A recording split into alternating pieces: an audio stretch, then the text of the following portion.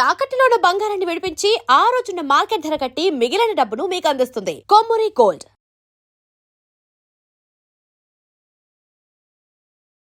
నమస్తే, welcome to V media.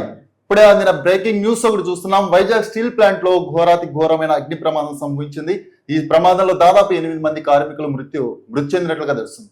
ఇంకా చాలా మంది కార్మికులు గాయాల పాలైనట్లు తెలుస్తుంది. ఇక పూర్తిగా డీటెయిల్స్ చూసే ముందు మనకి ఎక్స్క్లూజివ్ విజువల్స్ ఒకటి మన దగ్గర ఉన్నాయి. ఒకసారి ప్లే చేసి చూద్దాం. రేపుగా ఒకసారి ప్లే చేయొచ్చు. ఇన్సిడెంట్ చూస్తుంటే 8 మంది కాదు, అక్కడ ఇంకెంత మంది వరకు మృత్యు ఒడిలో ఉన్నారు అనేది సో అంచనా వేయలేని పరిస్థితి కనిపిస్తుంది. ఇక్కడ విజువల్ లో మనం క్లియర్ గా వాయిస్ కూడా వినొచ్చు. అక్కడ ఎక్కడ ఈ ప్రమాదం జరిగింది,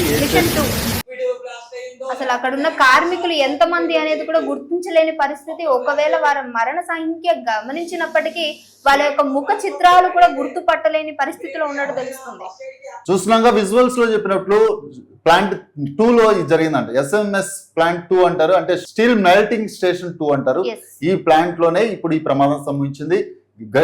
ఉక్కు ద్రవం అంతా దాదాపు 1000 డిగ్రీల ఉష్ణోగ్రతలో ఉంటుంది. ఆ ద్రవం అంతా బకెట్ల రూపంలో కింద పట్టడంతోనే అది లీక్ అవటంతో లిఫ్ట్ చేసే పనిలో ఉన్న కార్మికుల మీద అది ఒకసారిగా పైన పట్టడం. అది ఎక్కువ ఉష్ణోగ్రత ఉంటది. అంటే దాదాపు ఏ టెంపరేచర్ లో ఉంటుందో చూడండి. అంటే ఒకసారి అది పడితే అంత వేడి గల ద్రవం ఒకసారిగా మనుషుల మీద పడితే దాదాపు అసలు బతికే ఛాన్సే ఉండదు. అంటే బూడిదైపోతారు, అంత ఉష్ణోగ్రత ఉంటుంది అక్కడ.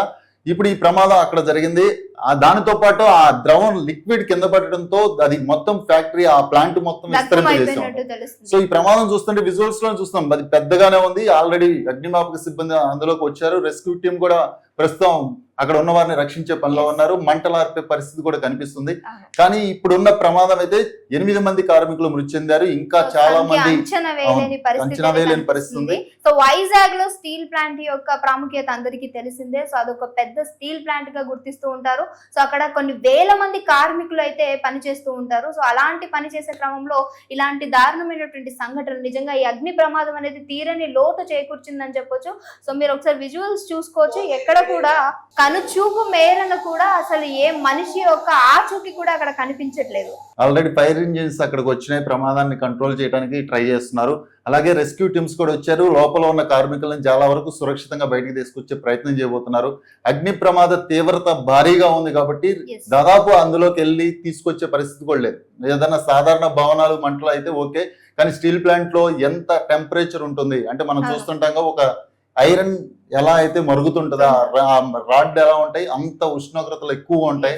అలాంటి మనం చేతితో టచ్ కూడా చేయాలి. దరిదాపు ఒక ప్లాస్టిక్ ది కాలుతుంటే దాన్ని పట్టుకోవడానికి చాలా ఇబ్బందికరంగా, సో అది మంట మండిపోతుంటుంది. అలాంటిది ఒక స్టీల్ సో అంత ఉష్ణోగ్రతలో మరుగుతున్నటువంటిది, అది బకెట్స్ తో సహా ఆల్మోస్ట్ కొన్ని ఎత్తు మైళ్ళ నుంచి కింద పడినప్పుడు ఆ వ్యక్తులు నిజంగా అక్కడ ఉన్న 10 మంది కూడా అంటే స్పాట్ లో ఉన్నట్టు తెలుస్తుంది. ఆ 10 మంది పైన ఆ యొక్క స్టీల్ యొక్క లిక్విడ్ పడినప్పుడు సో అక్కడికక్కడే వాళ్ళు మరణించినట్టు తెలుస్తుంది.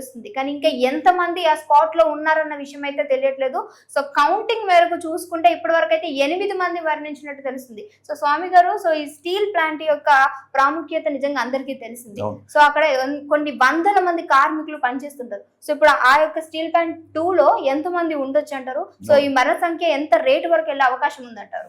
ఇప్పుడు విశాఖ స్టీల్ ఉక్కు అని చూస్తే ఆ ఫ్యాక్టరీ గురించి చాలా వరకు ఇదివరకు ప్రత్యేక ఉద్యమాలే జరిగింది. విశాఖ స్టీల్ హక్కు మన ఆంధ్ర హక్కు అంటూ ఉక్కు పరిశ్రమని ప్రైవేటీకరణ చేయొద్దంటూ దీని విషయంలో మోడీకి లెటర్లు రాశారు. దీని గురించి చాలా వరకు పోరాడారు.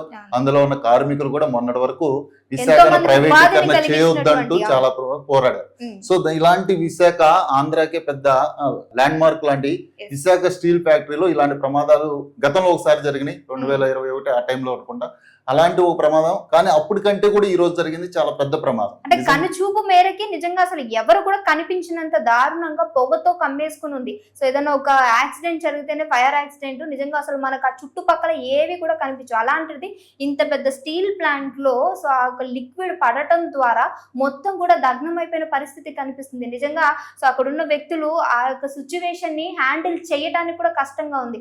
ఎన్నో ఫైర్ సిబ్బంది వచ్చి దాన్ని ఆర్పడానికి ప్రయత్నిస్తున్నప్పటికీ సో అక్కడ పరిస్థితి కంట్రోల్ కావట్లేదు అనే వార్తలు కూడా వినిపిస్తున్నాయి. నిజంగా ఇప్పటి వరకు ఉన్న ఇన్ఫర్మేషన్ ప్రకారం 8 మందే మృతి చెందినట్టుగా తెలుస్తుంది. లోపల కార్మికులు ఉన్నారు, వాళ్ళందరినీ రెస్క్యూ టీం కాపాడే ప్రయత్నం చేస్తుంది. Yes. చూద్దాం, ఈ ప్రమాదంలో ఇంత భారీగా ప్రాణ నష్టం జరగకుండా ఉండాలని కోరుకుందాం. Yes. ఇక ఇప్పటికి వచ్చిన బ్రేకింగ్ ప్రకారం ఇది అప్డేట్. నెక్స్ట్ బ్రేకింగ్ కి ఏం జరుగుతుందో చూడాలి. ఇంకా లోపల ఎంతమంది కార్మికులు ఉన్నారు, వాళ్ళలో ఎంతమందిని బయటికి తీసుకొచ్చారు అనే విషయం తెలియదు. ఎందుకంటే మొత్తం మంటల వ్యాపించి ఉన్నాయి. రెస్క్యూ టీం కూడా ట్రై చేయడానికి కూడా కొంత రిస్క్ లాగా అనిపిస్తుంది. సో అయినప్పటికీ వాళ్ళ ప్రయత్నం వాళ్ళు చేస్తున్నారు. ఇన్ కేస్ మనం కూడా ప్రార్థిద్దాం, లోపల ఎక్కువ మంది లేకుండా ప్రాణ నష్టం తక్కువ జరగాలని మనం కూడా కోరుకుందాం. ఎందుకంటే విశాఖ స్టీల్ ఫ్యాక్టరీ ఆంధ్రాకి ఒక ల్యాండ్ మార్క్ లాంటిది. ఆ స్టీల్ ఫ్యాక్టరీలో ఇలాంటివి జరగకుండా చూడాలి. ఎందుకంటే ఎంతో మంది కార్మికులు అక్కడ పనిచేస్తూ ఉంటారు. ఇక్కడ విజిట్ చేయడానికి కూడా చంద్రబాబు గారు అలాగే నారా లోకేష్ పర్యటన పరంగా వేరే ఒక కంట్రీకి వెళ్ళినట్టు కూడా తెలుస్తుంది. సో విజిట్ చేయడానికి అక్కడ రాజకీయ నాయకులు కూడా నిజంగా ఎవరు లేరు. అదొక నిజంగా బాధాకరమైన విషయం.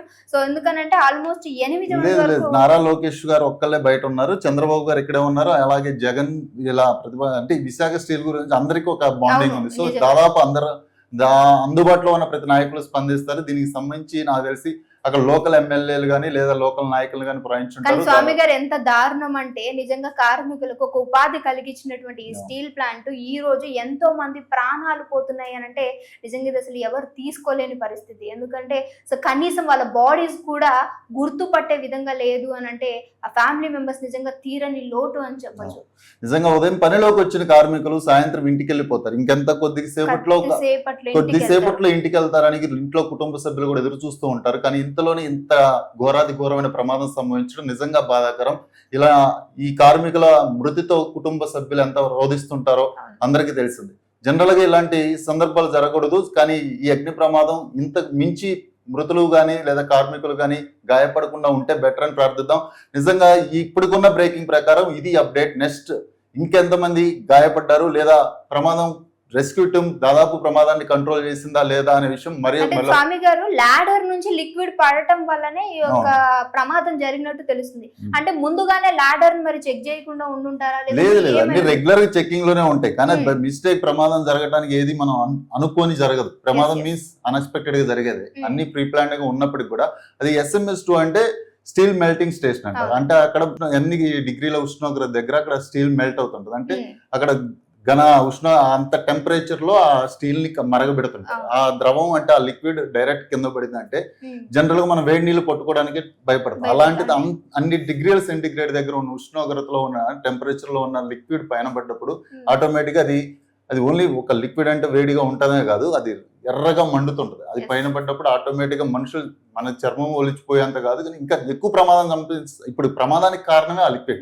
అది అనుకోకుండా కింద పడిపోవడం, దాన్ని లిఫ్ట్ చేసే పనిలోనే ఈ ప్రమాదం సంభవించింది.